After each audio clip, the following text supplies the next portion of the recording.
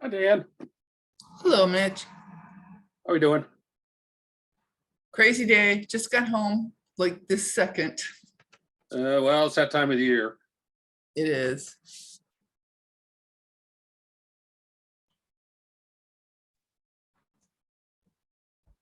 Hello, Penny. Hello, Danita. Hi. Hello. How were your travels? Ray said they were long. Which ones? Fine. Nice to be home though. Oh, well, You made it to Rochester twice. That's quite a record. yeah, both times with a snake.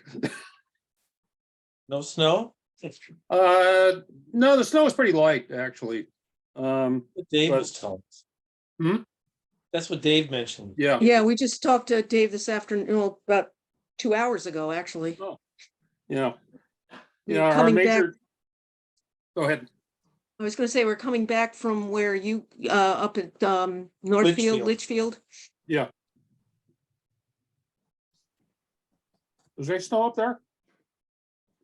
Not really, no. Tiny little patches here and there, but no, Oh, okay. nothing really.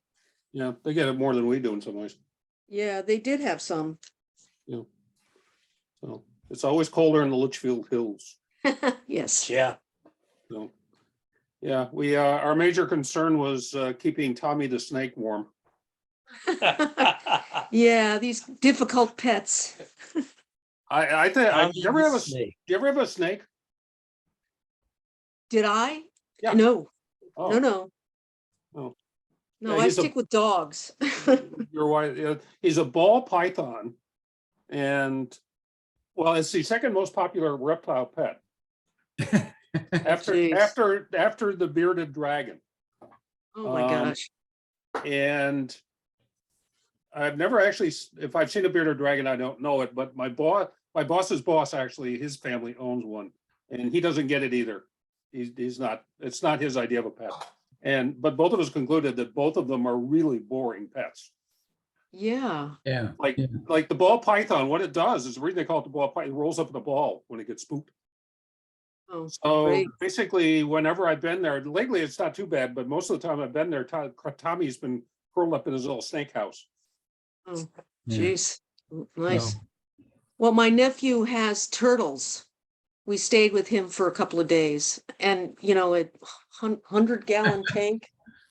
And That's we a big heard thing. all about turtles. He's into turtles. Oh, So there are other reptile pets. Yeah. Well, Mitch, that python, the only time he'll hug you is when he's hungry. yeah, yeah.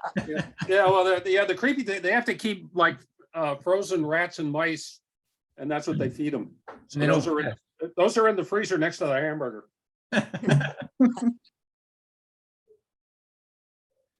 See? But Tommy spent the vacation with Lyrica's boyfriend at his house, not at my daughter-in-law's. Yeah, So she he- drew the he line on can't the be frozen. left. You can't leave him alone, huh? You have to take him with you. Well, they were worried the house would be too cold Mm. because one of their housemates actually stayed, and actually they were right because I don't know what happened, but the pipes froze. But it's Mary knows it's always been a student rental kind of house, so it's pretty drafty. Knit him a python sweater. Yeah. Keep him warm. I'll suggest that.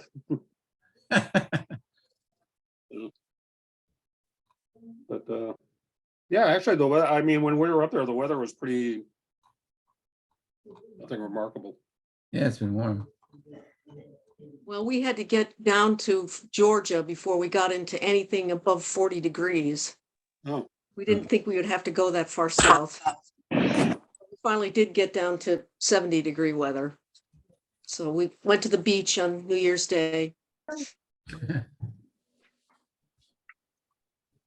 and where in Florida did you go? We started out just south of Tampa. My Okay. sister is. And then we went to my nephew's, who has the turtles, in outside of Orlando. You And went across the state.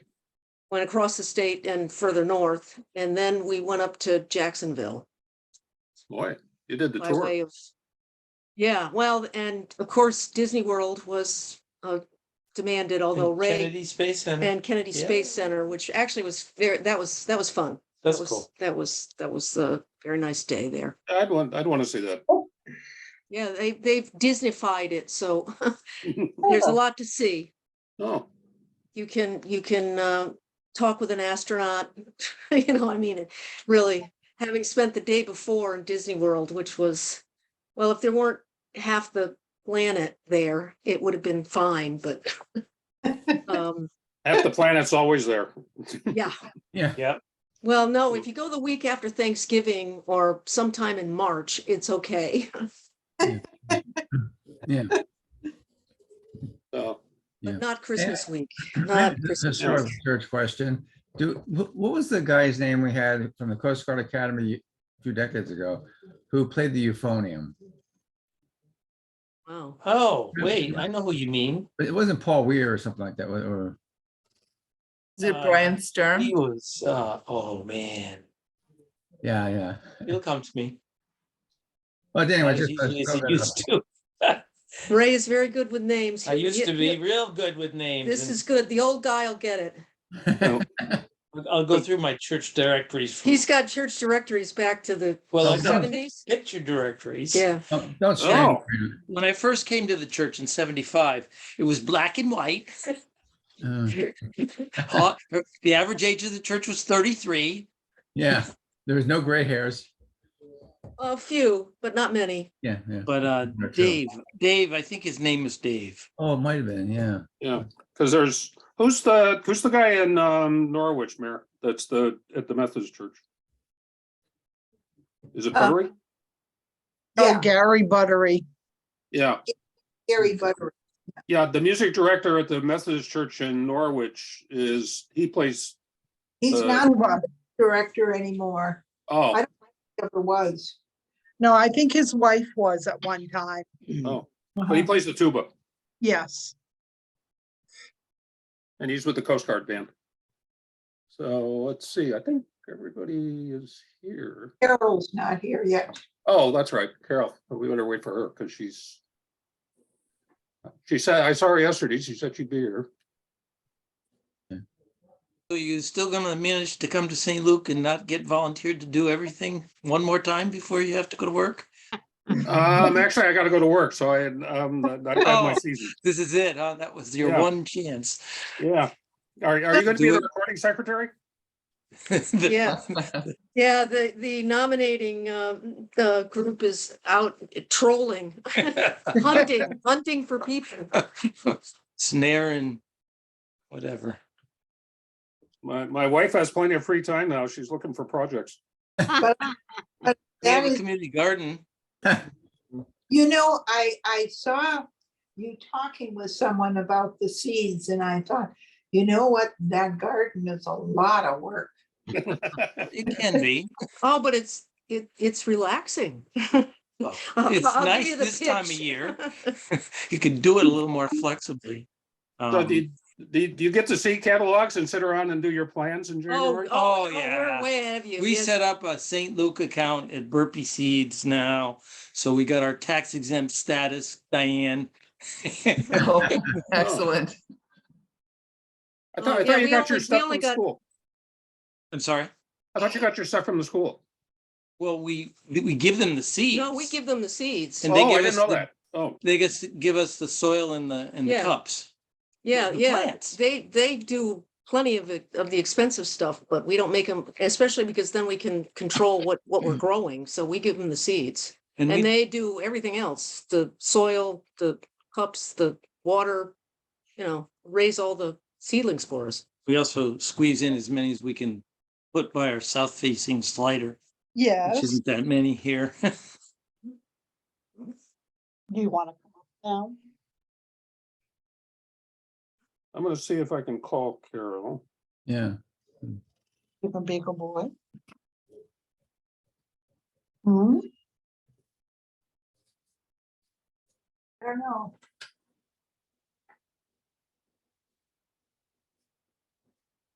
Let's try. I should use the Maria's Treasures number, right, Mayor? Correct. Yeah. I see Edna in the background. Yeah, she's making the tea. Aha, I've been drinking a lot of tea and honey. We'll have tea with our, Interesting picture in the background. It looks Parisian. With an umbrella, and there's a girl behind Edna, want to come up? Oh, yeah, yeah, it's a print. Uh-huh. French painting. Pretty. Pretty. You want to come up? And Helen's talking to her kitty cat. Yeah, he had shots today. Not behaving, huh? A little rough. He's behaved, well, you know, as much as a 3-month-old cat can behave, Okay. you know, but he does weigh 4.9 pounds, so he outweighs his brother and sister. Wow. Yeah, That's a healthy yeah, cat. yeah. Well, my daughter pointed out he's the only one who's getting kitten food. The two that his siblings that they kept don't want anything to do with the kitten food because they have other adult cats and they would Ah. rather eat what the big cats eat. Oh. So Mhm. that's the only difference that we can determine. Hi, Carol. But he doesn't look fat. Yes, yes.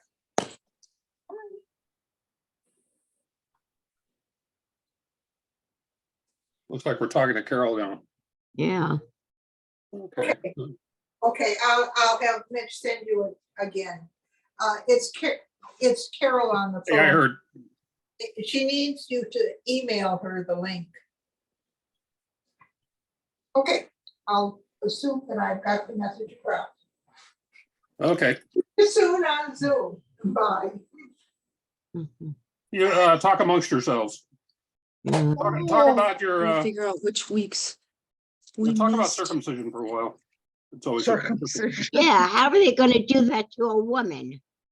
actually that's a well Parent. that's the issue. Yeah, or Uh, a bunch of men.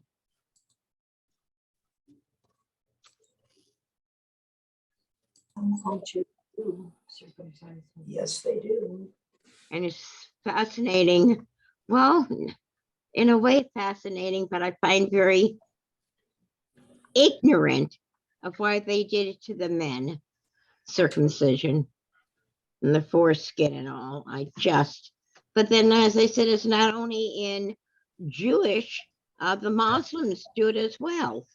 yeah, it's and he'll talk about that in the lecture, that it's a common it's a fairly common cultural practice. Yeah. The Yes. unique thing about the Jews, the Israelites, is that they're the only ones that anybody's found so far that it has become a mark of their relationship with God. You know, they have most of the rest, there's other sorts of fertility things or coming of age things, but that's really the Connection to key God. thing about circumcision with the Jews. Huh. Now the question, and actually you raised it at the beginning, is that if it's the mark of the covenant, or depending on how you look at it, or if it is the covenant, by definition, you exclude half the population. So, and that's really the book that I sent you the piece of. Yeah. That's what he talks about in that book. That is, so I mean, at first glance, you'd think, why aren't Jewish women circumcised? It's a silly question, but the reason is that are they still part of the covenant? And so, and the question is yes, but. So it's an interesting question. All I know is I had a first cousin who almost died. He was bleeding. The doctor left. He came to the home, did the circumcision, left, and the child was bleeding so profusely that it almost died. So I don't have anything good to say about it. Although in recent years, I've read that one of the reasons that the practice continues is a health issue, in that it has saved many a man cancer. It's true. because they have found not only as men and women do not clean that area as well as they should, and they're victims of cancer. So with a circumcision, that has really diminished that factor. Since when does uncleanliness cause cancer? Mm. Doesn't make any sense. Yeah. I didn't realize that uncleanliness caused cancer. Well, apparently in that particular part of the body, if you keep the bacteria going on, and certain genes can go haywire, the cells Carol's can here. cause cancer. Okay. But that's from the medical records I've read. There she is. There's Carol. Good. Thank you. Well, he also mentioned an article, they found this in cultures around the world. I mean, not just. All right. There she be. Hi, Carol. Hello here. I had my problems, but I'm here. And I Yeah, see, you had us worried. what's everybody still doing? Where is We Rico? were just talking among ourselves till you got here. Oh, God bless you all. We were Thank talking about circumcision. So, and Party chat. I had Yeah. a chance to read the paperwork sent us, and I don't Yeah. know. The chapter I sent you from his book, he'll go into what you need to know in the lecture. So, but it's just really Right. some, It was Different stuff. interesting reading for sure. you know, so tonight is the Jewish view of circumcision. So we've talked about different things. You'll go over it in the lecture, and then so we're going to talk about rituals. You know, where Christians and Jews derive different rituals and how they derive them from the text of the Hebrew Bible. Then we'll get into doctrine toward the end of the series. So on that note, I will. Let's see, first of all, I'm going to mute everybody. There. That takes care of that. We'll close that. So I'm going to share the screen.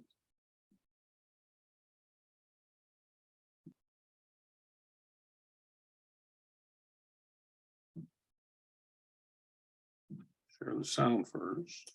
There.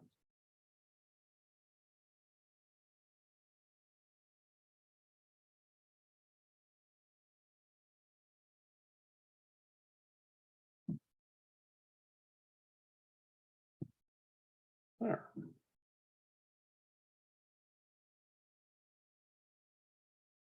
Whoops, wrong one. Sorry about that. I just put the wrong lecture up.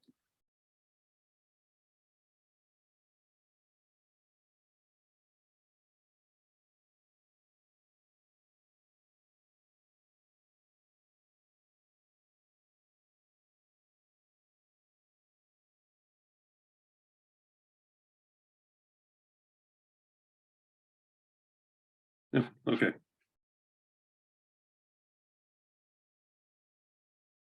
That was right along.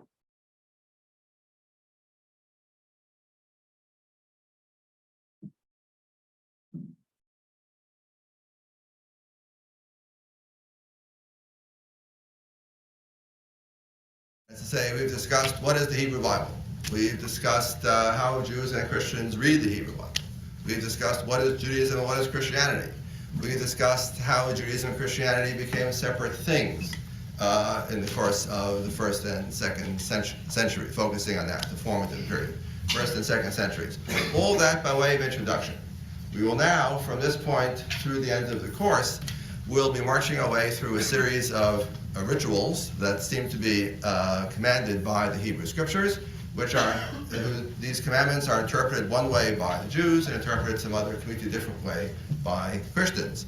And isn't it fun to see? And that's what we're going to be seeing. First, a set of rituals, and then we'll be looking at a set of theological tenets. Remember? Tenet, T-E-N-E-T, right? Of theological tenets, which again are ostensibly derived from Scripture, both on the Jewish side and the Christian side. That's what we'll be doing for, well, henceforth, through the end of the term. So today we're starting with rituals first. And of all the rituals to start with, of course, circumcision takes pride of place. So that's what we're talking about today and Wednesday. Okay, is it clear where we are and where we're going?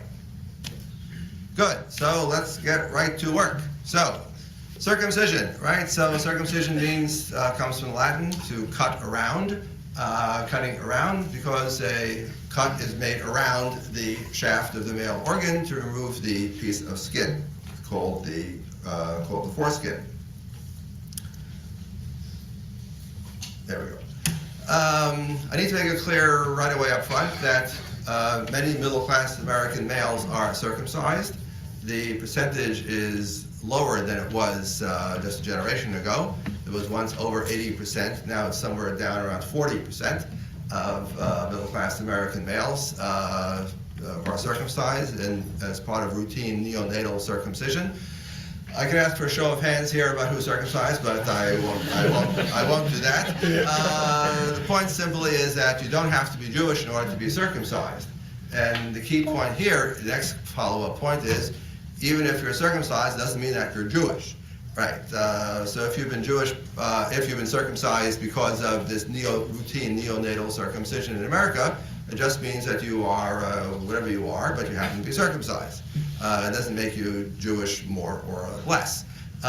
So the kind of circumcision we're talking about here then is not the circumcision that your obstetrician will do on your baby. If they ask you, want your baby circumcised, you say, sure. Right, now I'm not talking about that. We're talking here about a ritual, right? A ritual act with ritual intention and ritual consequences. Okay, so gentlemen, relax. Well, circumcision always makes gentlemen nervous, but okay. So, circumcision is then, we're talking about the circumcision commanded by the Torah. The circumcision that then becomes a or the key ritual marker of Jews and Jewishness. That's what we're talking about today. So, let's get right to the heart of the matter. Circumcision is unique among all the commandments of the Torah. Okay, I ask you to look at the main chapter in the Torah about circumcision, Genesis chapter 17, right, in which God commands Abram to circumcise himself, age 99, circumcise himself, and to circumcise all sons that will be born to him henceforth, and circumcise all the males of his household, meaning slaves or servants. The chapter is arranged in a rather dramatic way, contrasting God's instructions to Abram and God's instructions to Sarah. And there the gender aspect comes up again. That's what I speak about in my book. But I try in my book to give a general sense of what's going on in the chapter. So now I'm not going to repeat what's in the book, too much I hope. I just want to focus on the big picture and the big important elements. So, circumcision is unique among all the commandments of the Torah. It is the only ritual commandment given to one of the patriarchs in the book of Genesis. Well, there's a prohibition that's also given, but we'll talk about it. Let's explain this point. According to the narrative sequence in the Torah, so Genesis 1 through 11, God is universal God, creates the whole world and all that is therein. Chapter 12 of Genesis, God all of a sudden seems to devote time and attention to one specific man, Abram, later to be renamed Abraham in Genesis 17. In Abraham, and his clan, his wives, his offspring, his comings and goings. That remains for as long as Abram is alive, Genesis 12 on down. Abram dies, is replaced, as it were, in God's beam headlight by his son Isaac, who in turn is replaced by his son Jacob. Then we have a complicated mess there. We got 12 sons, and we seem to have two heroes emerging in the story, one Judah, one Joseph. Okay, we'll skip that scene. Then the Israelites, the children of Israel, another name for Jacob, wind up going down to Egypt. They are enslaved in Egypt. Now in the book of Exodus, right? They are enslaved in Egypt, right? God, through a mighty hand and an outstretched arm, right, redeems the Israelites from Egypt and takes them out of Egypt, brings them to Mount Sinai, or Mount Horeb, if you read the book of Deuteronomy, right? It reads about Mount Sinai. And there we have the great Epiphany. great revelation where Moses receives the 10 Commandments, and in the later Jewish imagination, the entire Torah at that moment. So, according to the narrative itself, the commandments begin with the 10 Commandments. Exodus chapter 20. You have a slight warm-up for that in Exodus chapter 12, where the Israelites are given instructions about the Passover, which we'll be reading in a couple weeks down the road. But other than that, in the book of Genesis, you don't have commandments. You have stories. You don't have God giving commandments to the Israelites or to Abram. You have generic commandments. Walk before me and be righteous. Be fruitful, multiply. Well, maybe. That's not given to the patriarchs. That's a reward for their righteousness. That as a reward for their piety and righteousness, your seed will be as multiple as the stars in the sky. But specific commandments, such as don't do any manner of work on the seventh day, you don't find that in the book of Genesis. Specific commandments, such as thou shalt not steal, you don't find anywhere in the book of Genesis. Specific commandments, not to eat pork, you don't find anywhere in the book of Genesis. Got the idea? Except Genesis 17, where here we have not just a casually mentioned commandment, but a commandment that is repeated and repeated and repeated and emphasized and emphasized and emphasized. So this commandment, commandment of circumcision, is, the fancy schmancy word is pre-Sinaitic. Pre-Sinai. From before Mount Sinai, before the 10 Commandments were revealed at Mount Sinai. That's what makes this very, as we say in vulgar English, very unique. You understand why that's vulgar, yes? Because if it's unique, it can't be very unique, it's unique. Right, but in vulgar English, people think unique is simply, wow. So, I did need chalk, but that moment passed.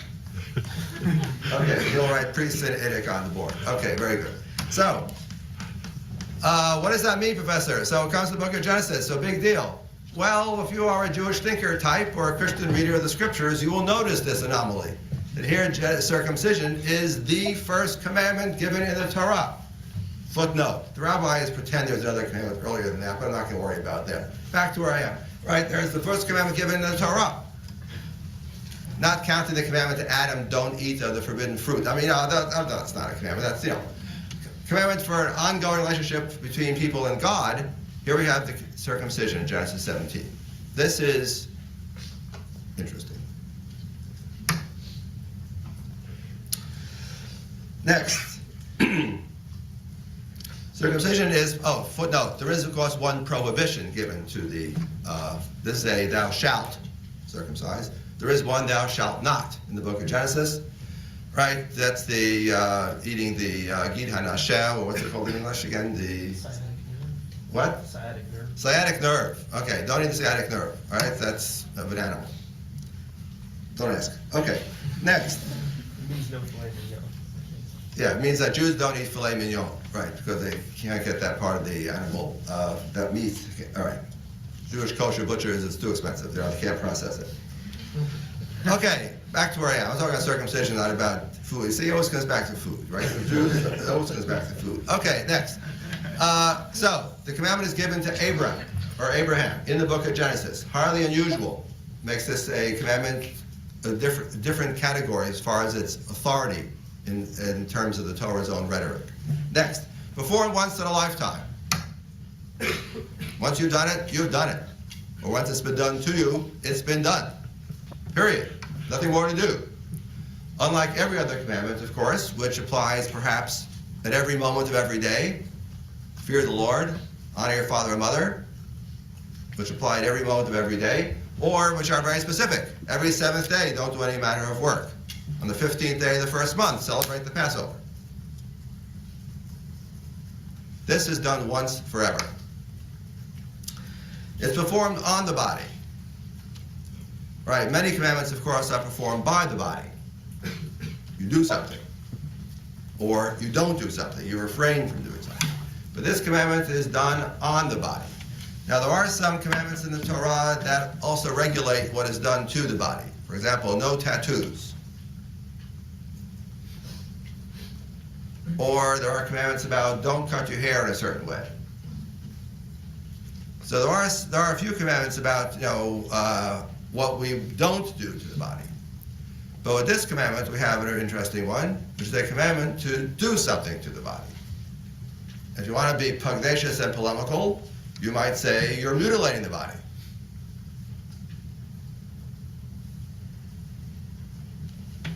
If you don't want to be polemical, you say you're changing the body. If you want to be apologetic, you say you're improving the body. But this is the only such commandment. And in fact, it's a little odd, many people think, why there's a prohibition to tattoo, but there's an obligation to circumcise. Interesting. So, on the body. Last, on my special, make this commandment unique among all the commandments. It's called brit. Right? Or in the Ashkenazi Hebrew pronunciation, bris, but usually we say now brit. Same word, B-R-I-S, B-R-I-T, B-E-R-I-T. It's the same word, right? Brit or bris. It is the covenantal commandment par excellence. Right? This commandment is the covenant. Now, what is a covenant, you ask? We'll come back to this in a couple of weeks. A covenant is that contractual relationship, mutually binding set of conditions that link Israel to God. Israel and God, we got a deal. We have a contract. We have an understanding. And the word for that is covenant. Or as we'll discuss in a couple of weeks, it's not natural, it's constructed. This is an extraordinary idea that the ancient Israelites have in the Torah. Right? God and Israelites come to terms. Those terms are the covenant. That word we used is brit, or covenant. Sometimes translated in the Christian translations as testament. There's an old one, then there's a new one. Jewishly speaking, there's only one, period. So that's the covenant. Now, among the uses of this word, brit, interestingly enough, this commandment, almost alone of all the commandments, can be referred to as the covenant, meaning circumcision. Now, there's only one other commandment in the Torah that we see the similar kind of usage. I deliberately was vague in my handout.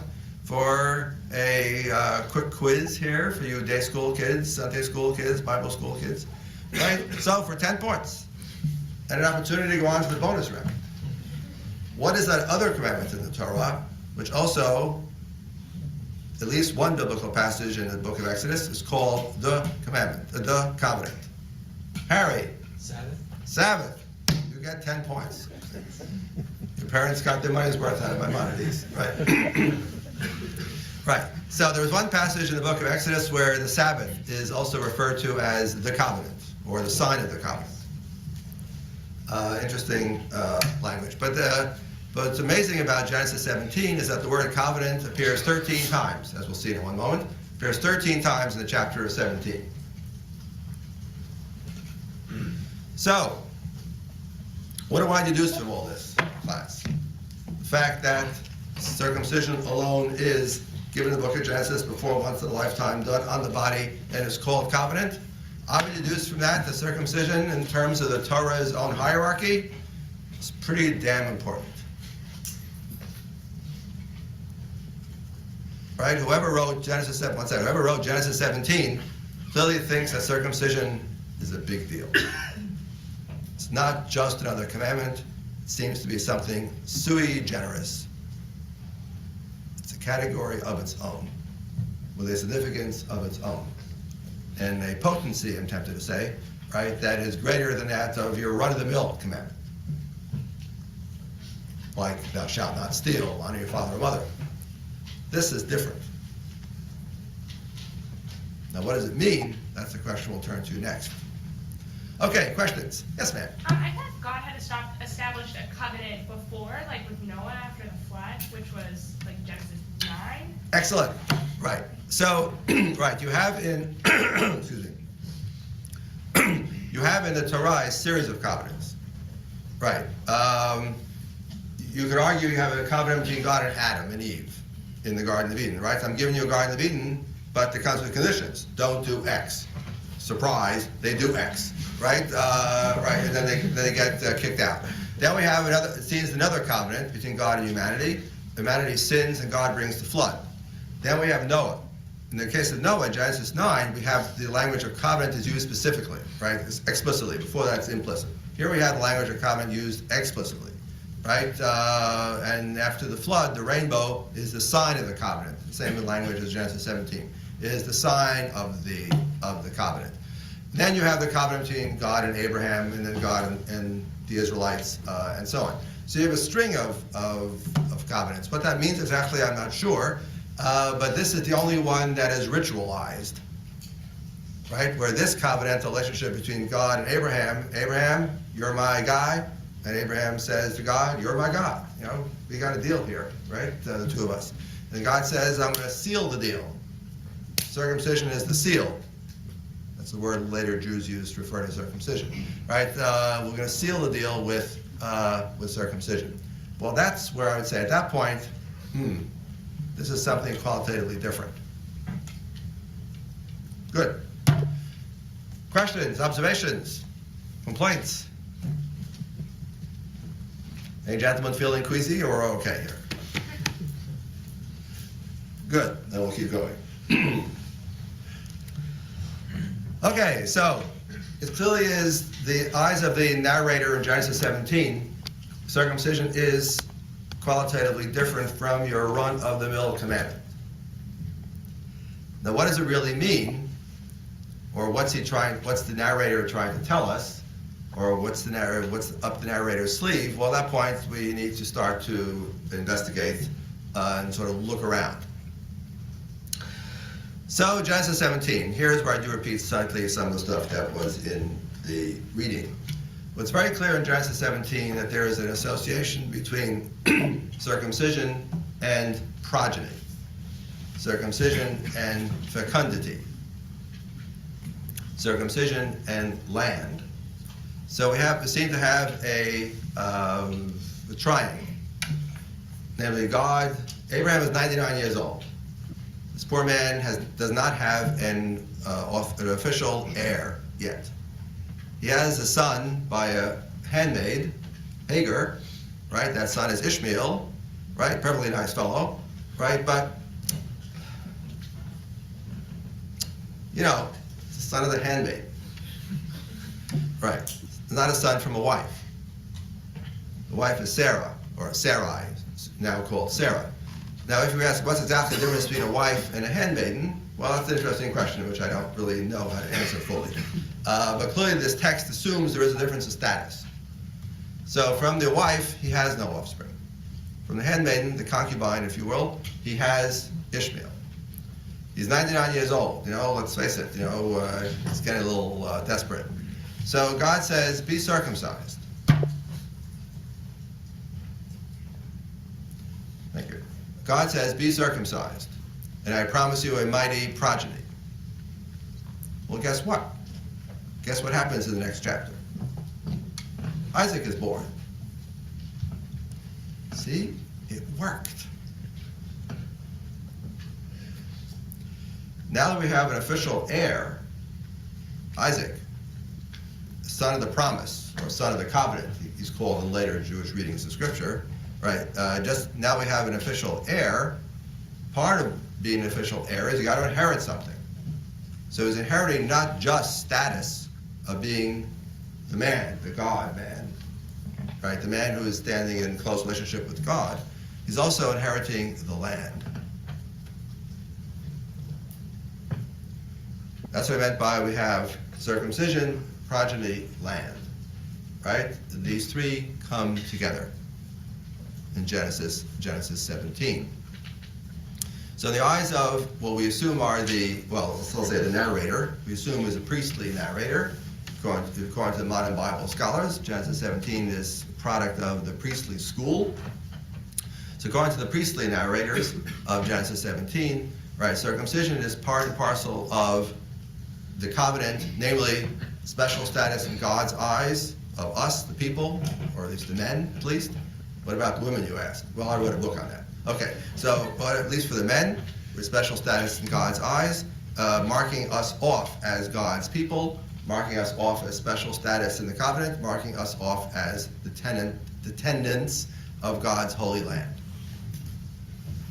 Holy people, holy land, marked by circumcision. That's what's going on in Genesis 17. Now, as many anthropologists, historians, etc. have observed, the association of circumcision with fertility, fecundity, is common. Many cultures that practice circumcision see it either as symbolically, metaphorically, or perhaps physically, seeing it as an enhancement to fertility. Right? Physically, perhaps because it is thought to improve ejaculation, or perhaps because metaphorically it somehow removes barriers and somehow opens up fecundity, opens up fertility. This is quite common. The Israelites, or at least specifically the Israelite narrator of Genesis 17, did something unique, which is to take what was a sign of fertility, consequently often performed on the adolescent male, often performed as part of a fertility coming-of-age ritual, or some such where the young male has to go off and, kill an elephant, bag a tiger, and get circumcised, and then he can come back and is ready to take a wife, right, having proved himself worthy, that sort of thing. So the Israelite narrator, right, has done two remarkable things with this ritual. One, associating it with the covenant and God. This is now the mark of covenantal status of circumcision. No one else did that as far as we know in antiquity. The other remarkable thing that this narrator did was he kept its trappings, associations with fertility and fecundity, except now the ritual is not done on an adolescent male, the ritual is done on an infant male. Which is really odd for a fertility ritual. I mean, 8-day-old boys are not particularly fertile yet.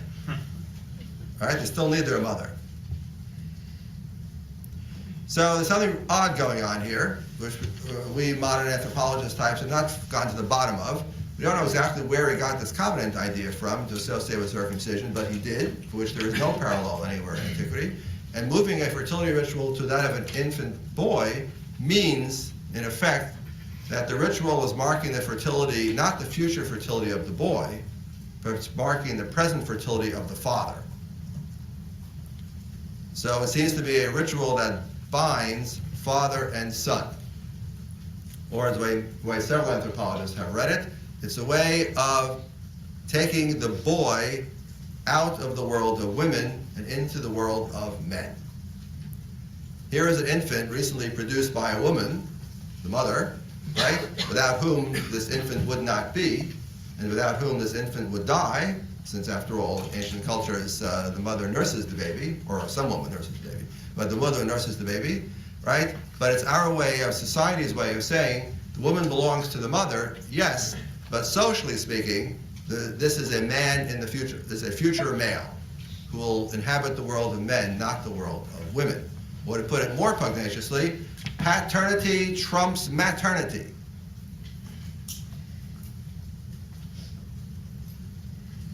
Witness the fact that Ishmael, son of Hagar, very lovely young man, very nice young man, we wish him only the best, but goodbye.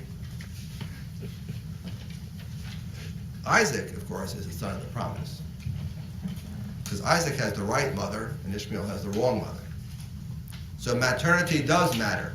The circumcision is now at tension with this, in which we think paternity is reasserting itself via circumcision. Okay, those are some deep waters. You take Anthro 101, where if you do studies of ritual, I guarantee you'll do two rituals. One is sacrifice, because everybody does that in Anthro 101. And the second ritual you're likely to study in Anthro 101 is circumcision, which is probably the world's most widely practiced ritual. and you will discuss this. And the meanings associated with circumcision are this long. What's remarkable, Genesis 17 echoes many of these universal themes, but does so in a peculiarly Israelite way. Associated with God, moving into infancy ritual, paternity. This is an interesting package.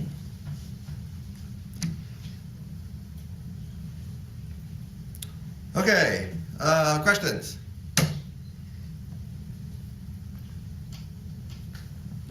No? Okay. I guess it means you all agree with me. Oh, you're all asleep. It is warm in here.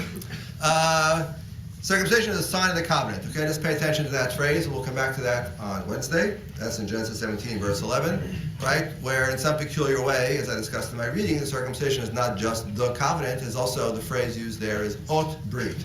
It's a sign of the covenant. What exactly that means, alas, the narrator of Genesis 17 does not explain. So I don't know exactly what it means, sign of the covenant. But later Jews and Christians alike will make much of this phrase, right? It is the sign of the covenant. So in context, this means it's a sign of the covenant which marks out Jews as special Jews, the Israelites as special in God's eyes. That God, looking upon the circumcision, God knows who's on his team. Just as in the case of Noah, when God sees the rainbow, the sign of the covenant, God is reminded of his pledge never to destroy the world again by flood. Look at the passage. See if you agree with me. That's the simple, plain meaning of the passage. But later Jews and Christians thought it meant something else, as we'll discuss on Wednesday. Other implicit meanings, the trial mark. So I gave you on the syllabus a couple other passages I suggested you may want to read. Depends upon how much you're interested in this. So Genesis 17 you got to read. You got to read it carefully and look at the notes in the JSB and etc. You know, chew on it. Then a whole bunch of other interesting passages which may reflect different conceptions of circumcision within the Torah itself. Genesis 34 is by far and away, I would say, for me at least, the most shocking, the most troubling, the most disturbing chapter anywhere in the narratives of Genesis, and perhaps in the whole Torah. So with an advance like that, you got to go home and read Genesis 34. It's got everything. It's got sex. It's got violence, and not a happy ending either. Not a nice chapter. But anyway, circumcision plays an important role in the plot of Genesis 34, where it seems the narrator does not know anything at all about all those covenantal things and paternity and fecundity and land and covenant and all those things you knew about in Genesis 17. The time of Genesis 34, this narrator, same guy, probably not, different narrator, some narrator, doesn't know any of that. This seems to be something that we Israelites do because we've always done it. This is a kind of a national, ethnic, tribal marker. You know, because we easily have, I don't know, cut off our earlobes. But this is what we do. You want to join us? You do it. Okay, that's Genesis 34. Look at it if you dare. Leviticus 12 seems to be a purification thing. Exodus 4. This now is, again, perhaps the most mysterious verses in the Torah would be this one, Exodus chapter 4. So Moses has fled Egypt for reasons I won't go into now in the plot. Right, he's off in Midian where the chief priest of Midian spies a healthy Adonis type, Charlton Heston type, take off his shirt, all the girls swoon, right? So he gives him one of his daughters to marry. So there he is in Midian, right? And he gets the message from God, the time has come to go back to Egypt to redeem your brethren, the Israelites. So, okay, I've summarized for you loosely what's going on in the narrative plot, and there it is, chapter 4, verse 24. And at night encampment on the way, the Lord encountered him and sought to kill him. If you say, Professor, I don't know the context here. Surely there's some explanation of what's going on. No, this is exactly what happened. There is no context. Moses gets on his donkey and is heading back to Egypt, right, as God told him in the previous verse. Right, the next verse is exactly this one. At a night encampment on the way, the Lord encountered him and sought to kill him. What? Lord wants to kill Moses? What? Verse 25. So Tzipporah, that's the name of his Midianite wife, took a flint and cut off her son's foreskin and touched his legs with it, saying, "You are truly bringing the blood to me." To which my response is, "What?" this is more mysterious. It gets more mysterious, right? The pronoun's not clear who's the him, who's the his, whose foreskin, whose legs, does legs mean legs, or legs mean something else? What is going on here? And then after it says that when he left him alone, when the Lord left him alone, she added the bridegroom of blood because of circumcision, right? So I can say without fear of contradiction, nobody knows at all what the meaning of these two verses is. This I can say because the number of interpretations is this long, from which I can deduce that no one is sure.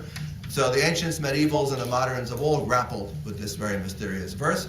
So I can simply say the one key point, and we'll come back to this in a couple of weeks, is that circumcision is here apotropaic. You see that fancy schmancy word? It's apotropaic, meaning it wards off, turns aside. Apo means away or from. Trop, of course, meaning turn. Right? Trop in Latin, same as Latin vert, VR. So to turn. So it's apotropaic, averting, turning aside evil, destruction, death. Somebody was about to get it from the Lord, and somehow the act of circumcision saved him. Who's the him? I'm not quite sure. But the him is saved because of the act of circumcision done by Tzipora. Tempted to say a nick in time. Right? Saved the person in danger. Hence, it's an apotropaic ritual. This will be important. We'll come back when we talk about the Passover and the Paschal blood. Also notice, too, the word blood appears in this little passage. Bridegroom of blood you are to me. The only time we talk about circumcision blood is here. Okay, I've got a book which I never finished on this subject, so I'm just going to move along. Okay, so here are a bunch of other meetings, trying to sort this out historically, chronologically, etc., etc. Needless to say, it's a problem. But the text itself is rich enough to show us that alongside the official meanings in Genesis 17, fecundity, land, inheritance, covenant, status, right, we seem to have a plethora of other meanings that are floating around in ancient Israel, from which or out of which the narrator of Genesis 17 made a selection. But the other ones are still there. They didn't go away. Next point okay, questions on this? Easy one. The answer is no.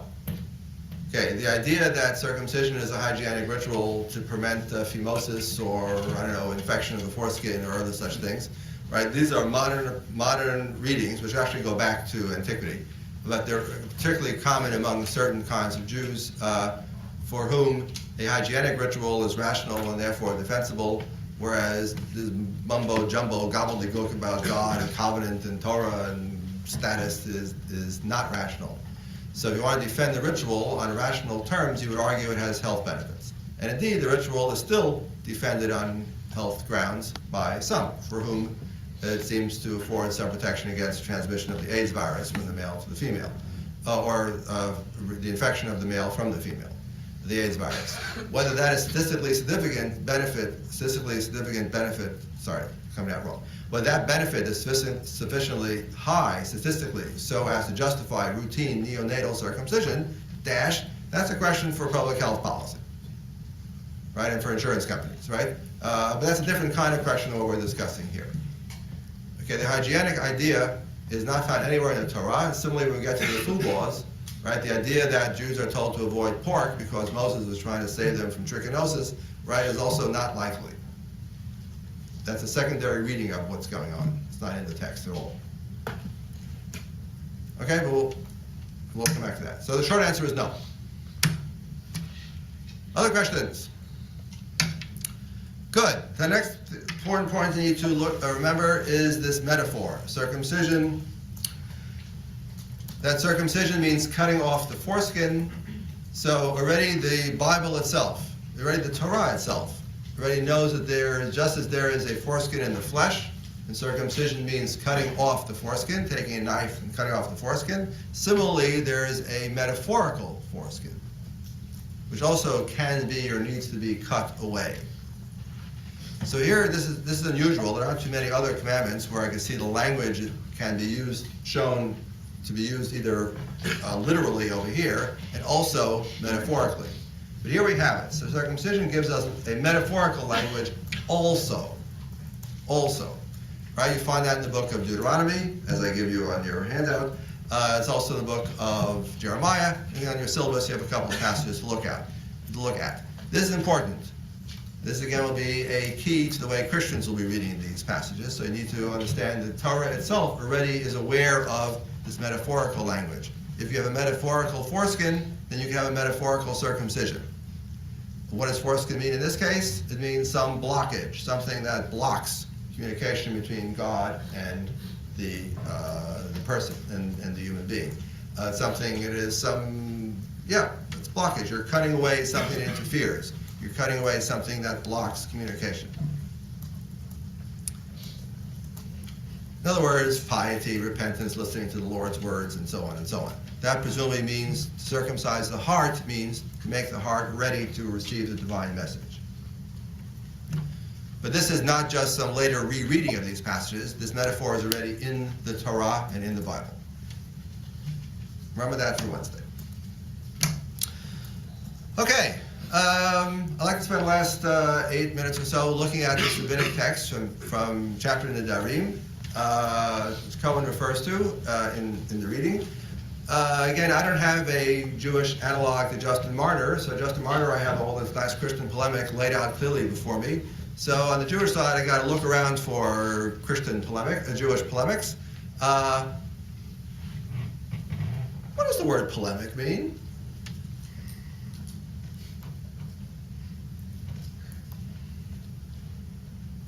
Quick, you're all Googling it, I know right away, as I'm saying. I used the word, 500 times today? Right, so what does the word polemic mean? Well, shame on all of you. I'm tempted to say I'm not going to tell you. All right, I'll tell you. Argumentative, right? Argumentative, right. So polemos, right. So polemos in Greek means battle or war. So a polemic is an attack. Something which is polemical is pugnacious, is argumentative. It's out to score points, out to knock out the opponent. That's a polemic. So I could describe circumcision neutrally, or I could describe it polemically, indicating to you that I think it's a body mutilation and it's horrible and it's yucky and I can't believe the Jews ever did it. I don't know why they still do it. That would be a polemic. All right, the opposite of which would be apologetic, which would be to ward off a polemic. Okay? Back to where I am. David, you look unhappy with this. You're okay? Good. So Justin Martyr, as we'll see on Wednesday, our first good, clear example, right, is writing polemically. He has very clear ideas about circumcision, and he's not embarrassed to say it, and he's clearly attacking the Jews' interpretation or understanding of these very biblical verses. So I'm looking around for a nice Jewish reply. I don't have a Jewish anti-Christian book. I have to wait for another millennium to go by in antiquity to get one. So I'm looking for one, and here I found one. It's covert, it's implicit, but I think it gets the job done. This is from Tractate Nedarim, from the Mishnah. So again, the Mishnah, don't confuse the word Mishnah with the word Midrash. Midrash is scriptural commentary, scriptural exegesis. We already used that word once, right? Whereas Mishnah is a book of the 2nd century, the first rabbinic book. It's a law book, it's a book of laws. Book of laws, full of legal discussions. So here is Mishnah Nedarim. Rabbi Ishmael said, "Great is the precept of circumcision, since 13 covenants were made over it." The footnote will explain to you what that means. Right? So in other words, the commandment of circumcision has the value of 13 covenants. All right, you ask, what does that mean? Of course, it's rhetorical, it's homiletical. What he's trying to say, of course, is circumcision is really big. It equals 13, not just X, it equals 13X. Rabbi Yossi said, circumcision is a great precept. Hebrew there is mitzvah, commandment, for it overrides the severity of the Sabbath. Okay, let's say a baby boy is born on Saturday. That happens. Baby boy on Saturday, so you count 8 days. 8 days inclusively means next Saturday. So, do you do a circumcision on the Sabbath?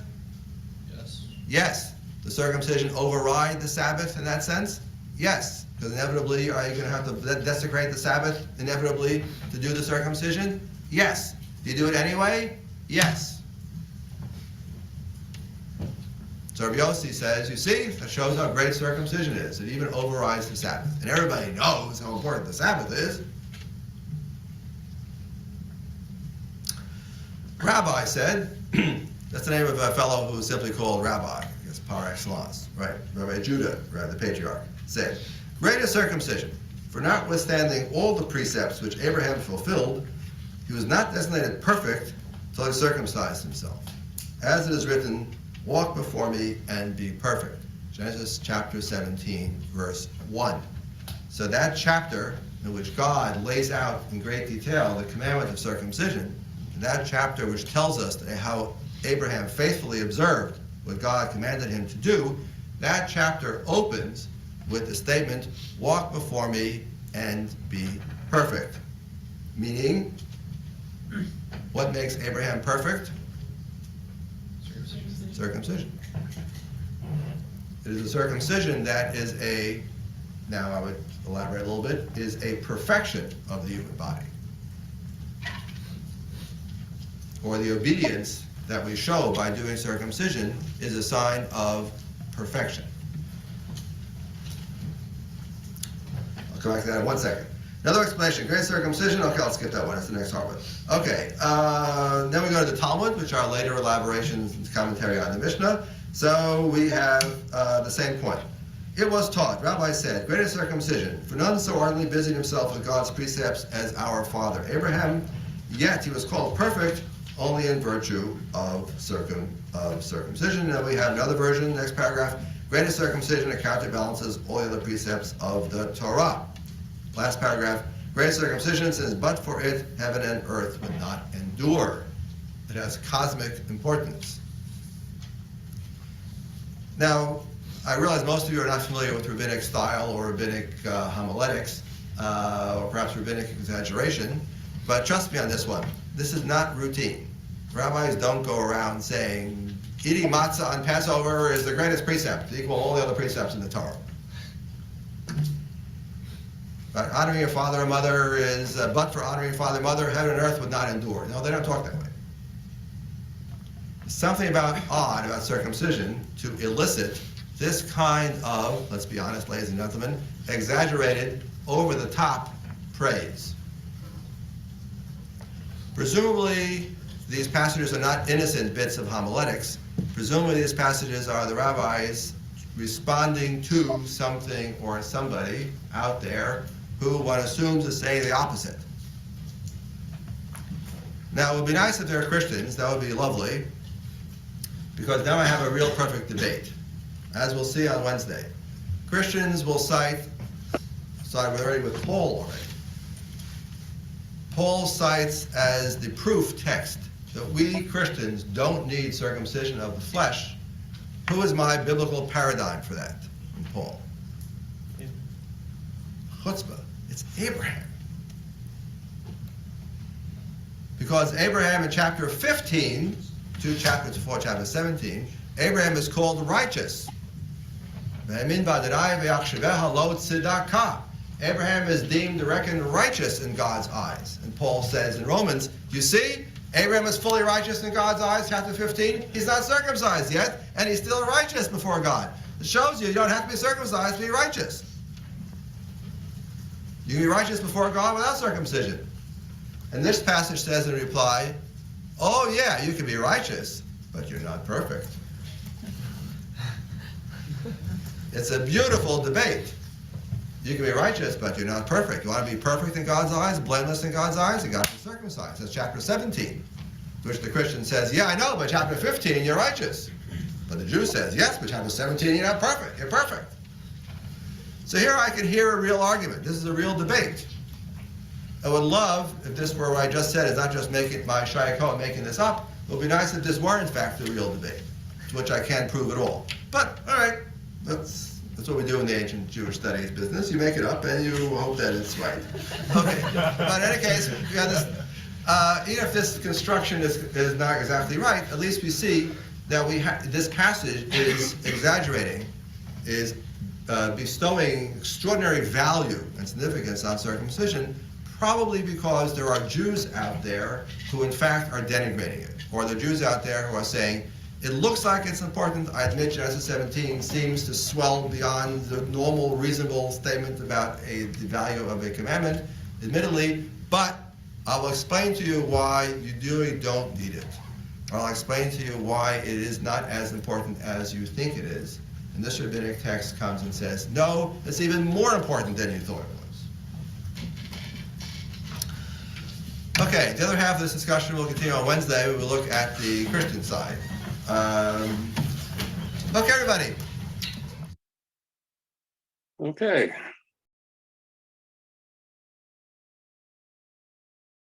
Stop the share. Good. There. And we'll.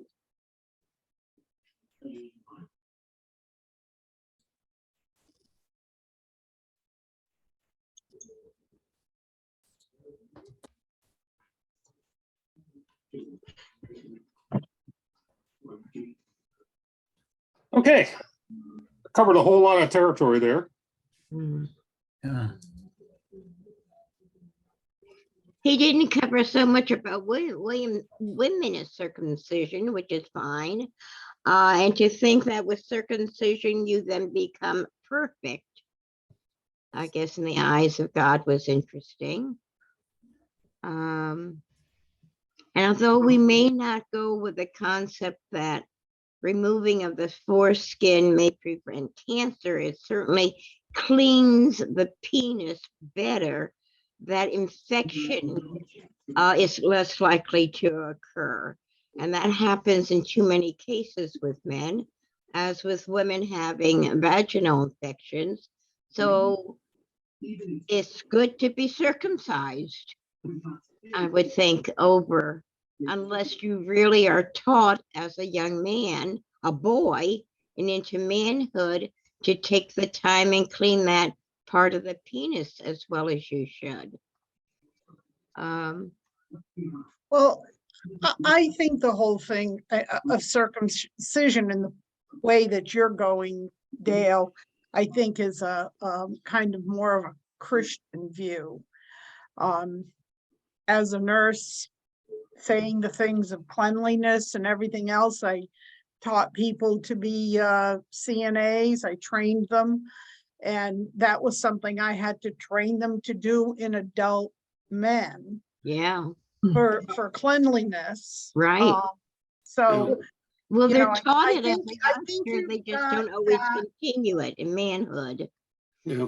So circumcision is good. Yeah. So I guess heading back to the point is the question really, as he said, those are sort of public health issues. Right. But really the question of circumcision as the mark of our covenant. Right. And we every time we have a baptism in church, for instance, I think part of the liturgy, at least some places I've heard it, says you are marked with the cross of Christ forever. So with baptism, so the point is that there's a similar marking, I guess, in terms of Judaism that, but then, you know, when you get into reading Paul, he quoted it there at the end, but when you start reading Paul, and we will touch on him, I mean, that was a major issue for, in some of his letters, especially if you read Galatians, you know, the question of, do you need to be circumcised to be a Christian? And his answer was, certainly not. Emphatic. You know, Well, I if you read guess- the beginning of Galatians, he goes on this huge tirade. We don't buy so much into that covenant with God in circumcision, do we as Christians? No. I think the point that especially Paul's making, and I think the point that the whole conversation is making on the Jewish side, is a point of inclusion, which can be also has a double-edged sword, obviously, because that means there's an exclusion. So the Torah is talking about be circumcised, the sign of the covenant, be included, inherit, the whole 9 yards. And that's why you do it 8 days. I mean, there's no sense of cleanliness for the 8-day-old infant. It's brutal. But it's important to them because then you're included, to which Christians, and I hate to say a lot of anti-Semitic people say, yeah, but you're also excluding. And that's a historic bad news Yeah. that Paul was trying to combat and might be the whole root of the matter. Do you mark yourselves to make sure that you're included in a group, which then you turn around and say anybody who isn't as good as you, has no connection with God, or doesn't have the same connection with God? And Paul made the point, no, that's not true. God wants everybody. Mhm. Interesting. Yeah. Yeah. You don't stab an 8-year-old baby for no reason. It's important to them. It must be, because it's kind of a nasty thing to do to a little kid. One of the conclusions too, Penny, is he said it binds Father to the Son and it excludes the women. In that Well, sense. yeah, we can get into the women part. That's a whole nother Yeah, that's a whole story. nother thing to get into, and he said maternity though was important. Yeah, Yeah. yes, yeah, I'm sure up until about, I don't know, 20 years ago, and maybe to this day, it still is extremely important. Guys want their sons.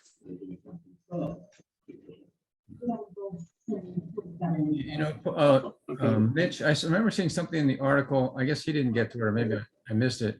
He talked about, was it the Christians or something, seeing circumcision or something as a sacrifice? We're comparing it to the Paschal sacrifice or something like that. Do you remember that, or did you see that? You know what I'm He talking about? mentioned it, okay, yeah, he mentioned it in passing in the lecture. And he'll get into that when he starts talking about Paschal, Passover, Paschal sacrifice. And he was talking about an example of something that's apotropaic, which is a word that it's a word that means basically warding off evil. And so there is a theory. One theory is that the origin of the sacrifice of the lamb at Passover had to do with a spring festival where they would slaughter a lamb as a way to ward off, to ensure the protection of the other sheep. So it was apotropaic. So it basically wards off evil. Okay. He'll get into that in more detail when he talks about the Paschal Okay, sacrifice. all right. Mitch, could I ask a historic question? Yeah. Is there any evidence that cultures practice circumcision prior to it showing up in the Torah? Yeah. I mean, was that something that was common before it was ritualized? Yeah, I think according to, He mentioned somewhere before that they found the circumcision in other parts of the world who had never heard of God. yeah, Well, yeah, but it said that's in more his book, he modern. said, many other cultures practice circumcision despite never had any contact with Jews. Yeah, I know, but that's modern, isn't it? Modern, I mean, Didn't sound like that, I don't know. in the last 1,000 years, 2,000 years. I mean, I'm talking about prior to when chapter 17, whoever wrote that, where did it come from? Did he invent it? Was this a new Israelite, invention? I want to say no, but I don't have anything in front of me to back that up, and I'll have to look further. Okay. I thought I heard Shakon say that in Abraham being asked to circumcise himself and others, that this was unique, that it wasn't something commonly practiced in other cultures, but Well, Kind of was. the aspect that's unique is that it is a commandment from God. They circumcised for other reasons, typically sort of a male coming of age kind of deal. You go out and shoot an elephant that he talked about. So the fact that it's a commandment and a covenant with God, and it's a sign, it's either the covenant or a sign of the covenant. There's debates on that. That's what's unique about it. It has that theological aspect that most places don't burden it with. Okay.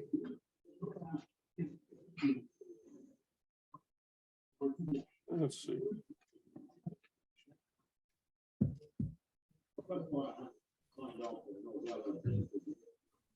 Oh.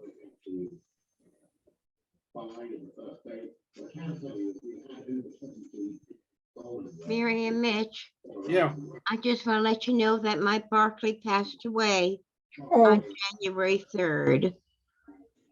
okay. So keep the little sweetheart in your prayers. yes, yes. Yeah, Carol, yeah. I think you saw my baby Barkley, but after 16 and a half years, it's awfully hard for the loss. Must change your household a great deal. Yeah, thank you. But she died in my arms. Just remember, Dale, there's always new possibilities. Oh, it's adorable. Oh, she's adorable. There's my Oh, little blubber boy, 5 Oh, boy. pounds. Oh, look at those eyes. Oh, You're a very hit. inquisitive. Smart intellect, smarty.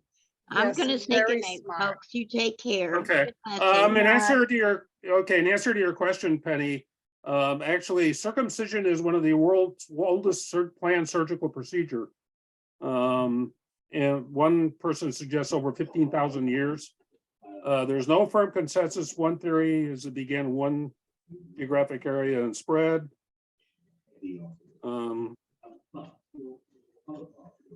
So 15,000 years be Abraham? well, nobody's sure when. Right. But Wow. the procedure was practiced by the ancient Egyptians and the Semites, and then by the Jews and the Muslims. Okay, so if it's And the the ancient Muslims. Egyptians, it goes pretty far back. Yeah. The Muslims didn't show up till 1,000 years later. And who told them to have it done? It was before, you know? Oh, well, good night all. There's also evidence that it was practiced among the Aztecs and the Mayans. And they didn't Wow, have any contact with Israelites until no, Christians. So it's been around a while. okay. Good to know. But why you do it is another question. Well, that's true. So any other thoughts or ideas? Makes you glad to be a woman. Okay. Or depending on the culture you're in. Yeah, not. depending on the call. I guess the question though is that, will you, but you'll never be perfect.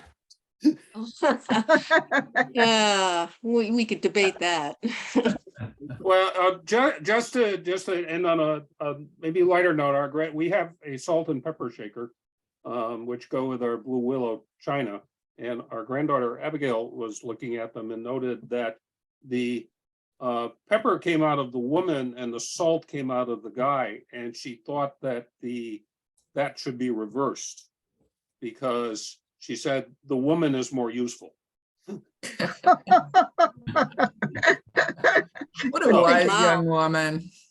We think so. She was only 4 years old when she said that. But pretty Yeah. smart for her age. Yeah. But we've been quoting her ever since. Yes. Yes, we quote all of them on, It we was quote right. all of them on different things. you Yeah, know. yeah. They have different areas of expertise that we quote them on. So, like I quote her cousin Lyrica, I quote on evangelism because she was trying to convince Abigail to go fishing one day and Abigail didn't want to. And Lyrica finally in exasperation said, Abigail, you can't catch a fish unless you go fishing. I think that should be the watchword for evangelism. Yeah. Amen. So on that note, we will see you all next week. Good Okay. night. Thank you. Night. Good Thanks. night. Good night, Kitty. Night, everybody. Take care. Night, Dave. Night.